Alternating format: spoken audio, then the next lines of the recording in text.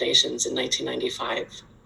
The poem was written and recited just 1 year after Carl Sagan's musings on the Voyager photographs of Earth as a pale blue dot, and that, quote, everyone you love, everyone you know, everyone you ever heard of, every human being who ever was, lived out their lives on this mote of dust suspended in a sunbeam. Here is a brave and startling truth by Maya Angelou. We, this people, on a small and lonely planet traveling through casual space, past aloof stars, across the way of indifferent suns, to a destination where all signs tell us it is possible and imperative that we learn a brave and startling truth.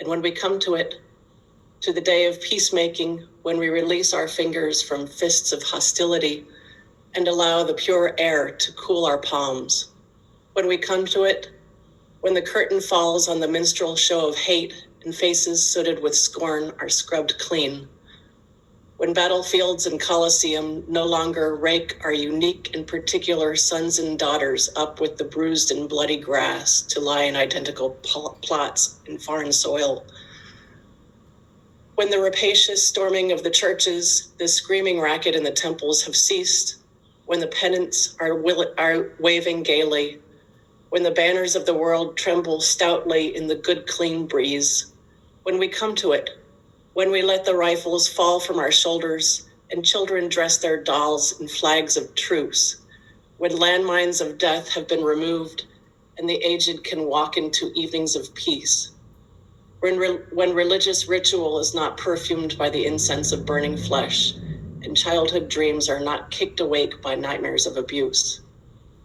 When we come to it, then we will confess that not the pyramids with their stones set in mysterious perfection, not the gardens of Babylon hanging as eternal beauty in our collective memory, not the Grand Canyon kindled into delicious color by western sunsets, nor the Danube flowing its blue soul into Europe, not the sacred peak of Mount Fuji stretching to the rising sun, neither Father Amazon nor Mother Mississippi, who without favor nurture all creatures in the depths and on the shores.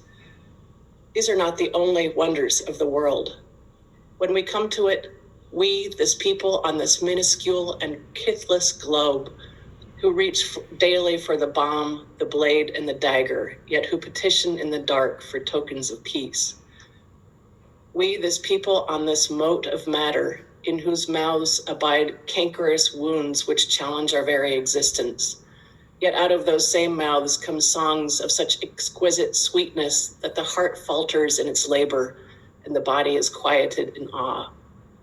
We, this people on this small and drifting planet, whose hands can strike with such abandon that in a twinkling life is sapped from the living. Yet those same hands can touch with such healing, irresistible tenderness that the haughty neck is happy to bow and the proud back is glad to bend. Out of such chaos, of such contradiction, we learn that we are neither devils nor divines.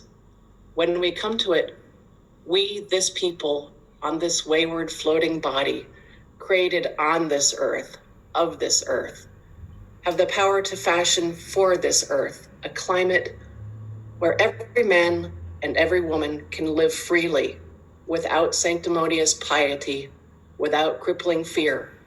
When we come to it, we must confess that we are the possible. We are the miraculous, the true wonder of this world. That is when, and only when, we come to it. Thank you. Thank you, member.